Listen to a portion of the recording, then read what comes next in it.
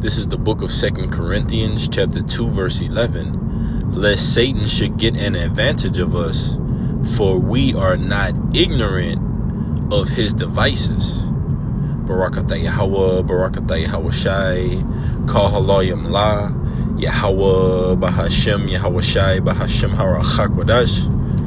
Double honors to my teachers, the apostles and the elders of Great Millstone, who rule well and are worthy of their double honors. Peace and blessing to you, Akim, pushing out this truth across the four corners during these last seconds of time. Kwam Yasha'Allah, Mighty Shalom. All right, and this lesson is entitled something along the lines of electronic tattoos leading up to the Motb. Electronic tattoos leading up to the Motb. And this is ultimately inspired by this article off of dev.ua entitled Bill Gates announced the end of the era of smartphones. They will be replaced by electronic tattoos. What is it about? All right. And the scriptures tell us this, 2 Corinthians 2 and 11, lest Satan should get an advantage of us, for we are not ignorant of his devices. Because ultimately the scriptures say, Revelation 13 and 16, he calls it all, both small and great, rich and poor, to receive a bond in their right hand or their forehead. And that's going into the Charagma, all right, which is going into the Motb, which is a major, pretty much centerpiece of prophecy, all right, throughout the Bible.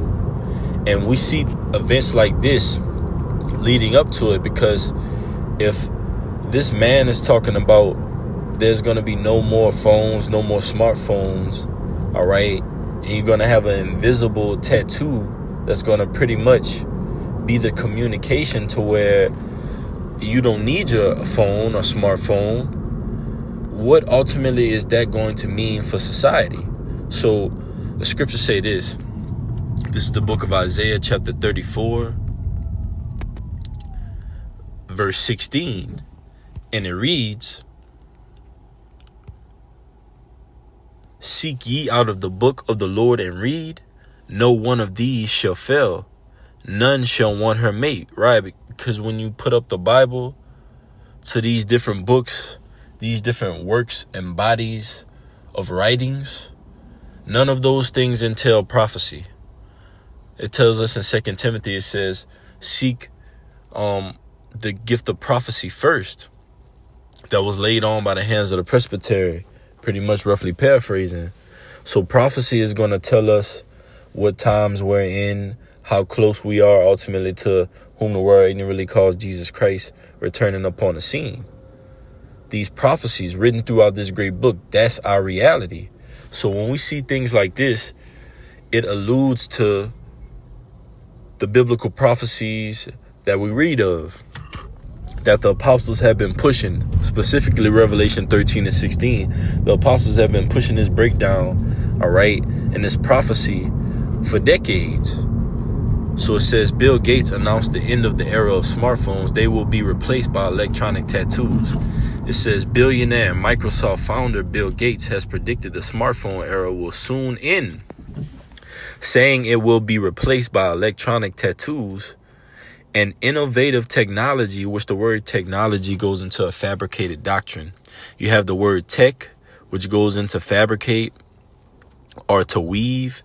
And you have ology, which goes into a doctrine. So technology is a fabricated or false, deceitful doctrine. Okay, made up doctrine. And that's what we see in things like AI, this electronic tattoo. Okay, the brain C-hip.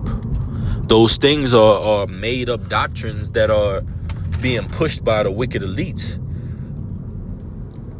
And it's according to prophecy. The scriptures say he that will let until he be taken out of the way. The scriptures speak about working in 2 Thessalonians. When you go into the word working, it goes into energia, which goes into supernatural power given to either given to the devil, pretty much, which we know the physical counterpart of the left-handed angel or the spiritual demon Satan, pretty much, or the left-hand son of God, is the wicked elites, chiefly Amalek, the house of Esau, Edom. All right. And what are they doing in the earth? They're working their works to try to have this technology fully implemented into the society, man. Like the scripture say in the book of Ezekiel, I'll get it real quick. It says in Ezekiel 28 that he sits in the seat of the Most High as if he is the Most High. So this is Ezekiel, I think it's 28. Ezekiel 28 and 1, the word of the Lord Yahweh came again unto me, saying, Son of man, say unto the prince of Tyrus, which is likened unto Esau Edom, all right, chiefly Amalek, the wicked elites, because they're in the homeland right now, all right, in Jerusalem, occupying that landmass illegitimately. And then, like the book of Job 9:24 says, the earth was given into the hands of the wicked. So you got Esau Edom ruling the earth in wickedness. It says in Sirach 10 that pretty much, so is the judge, so is his officers. And what manner the ruler of the city is, the people shall be also. So that's what reflection of this society is, pretty much. Because the wicked is ruling, you have the society is reflective of that. Hell, the inhabitants of the earth are reflective of that. The sea, the trees, nature, all of it is reflective of the wicked ruling. But when the wicked is taken out of the way, the earth is going to be restored in its proper order because the righteous are ruling again. In events like this, like it says, electronic tattoo, this is just a part of a major prophecy, which is in Revelation 13 and 16. It says, Gates believes that the benefits of such solutions, eliminating passwords, bank cards, physical keys, and even smartphones, will outweigh the risk. You see, and they're telling you in plain sight what they're going to do. It says, Gates believes that the benefits of such solutions, eliminating passwords, bank cards, physical keys, and even smartphones, will outweigh the risk. So if your bank card is not working, or if the passwords that you have to your different accounts that you have for your security, if you're not able to use them anymore, if you don't have a physical key or a smartphone, well, that pretty much is your livelihood. A person's livelihood is in their phone, all right, their bank account, their passwords, their security. So what will then be the form of payment if all those things are null and void? The scriptures say, Sirach 5 and 7, make no tarrying to turn to Lord, because in your security you're going to be destroyed and perish in the day of vengeance. People have security in their bank accounts, their passwords, their physical keys, their smartphones. They got passcodes on their smartphones, and then they even got a passcode for the passcode, man. Okay? So this society is all about comfortability. It's all about security, and that's being destroyed by prophecy. All right? Verse 2, Son of man, say unto the prince of Tyrus, thus saith the Lord Yahweh, because thine heart is lifted up, and thou hast said, I am a God, I sit in the seat of God, in the midst of the seas, yet thou art a man and not God, though thou set thine heart as the heart of God. Behold, thou art wiser than Daniel, there is no secret that they can hide from thee. You see, and that's Esau Edom. That's the elites, the wicked elites. All right, they're moving in a manner to where it's as if they're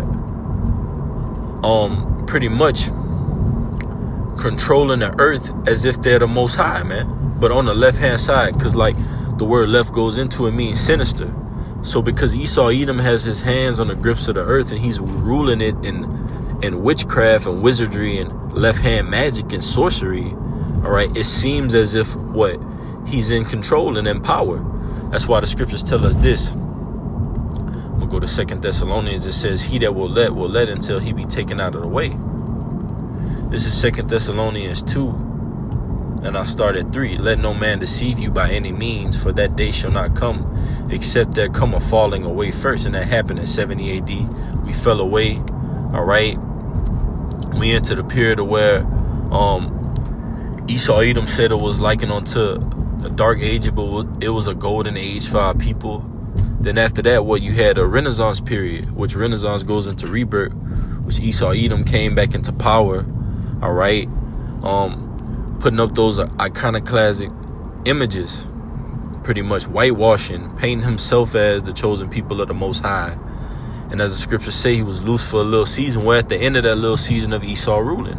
How do we know? Because he's frantically trying to piece together, all right, his next move.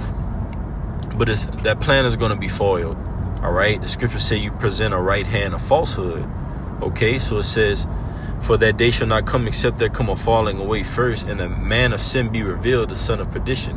Perdition means destruction pretty much, and that's Esau Edom. Scripture say in Habakkuk, he enlargeth himself as hell. Verse 4, who opposes and exalts himself above all that is called God, or that is worship. You see, Ezekiel 28, he sat in the seat of the Most High as if he is the Most High. It says, or that is worship, so that he as God sitteth in the temple of God, showing himself that he is God. So that's how Esau Edom moves. All right, he's already over there in our rightful land that we're going to gain through our inheritance, which is the land of Israel. He's occupying it. Scripture say a bastard shall dwell in Ashdod. All right, so his heart is lifting up at pride, ultimately to go with his move, which is Revelation 13 and 16. He calls it all, both small and great, rich and poor, to receive a charagma in their right hand or their forehead. All right, that those that do not receive a charagma, okay, ultimately, what? He's going to come down on you with great wrath and try to put you to death. That's Esau Edom's ploy, man.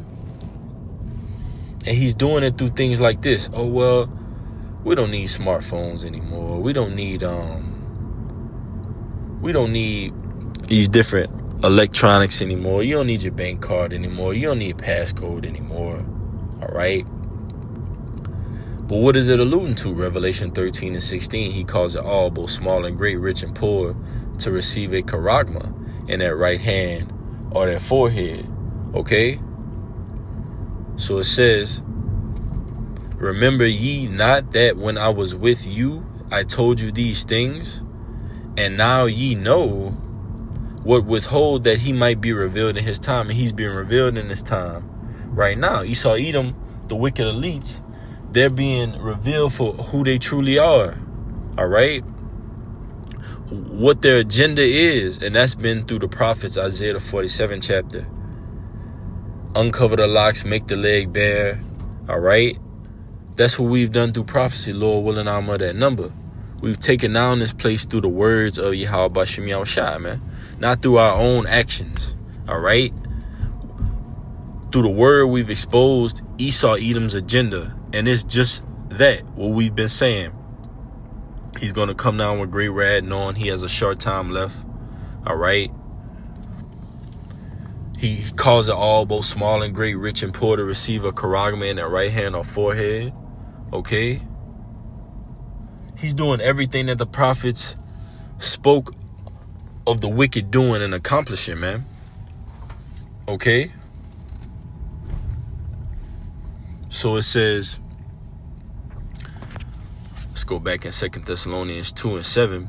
For the mystery of iniquity doth already work. Only he who now let it will let until he be taken out of the way. And he that is letting is Yahweh Bashem Yahushua until Esau Edom be taken out of the way. He's got his prophecy to be fulfilled.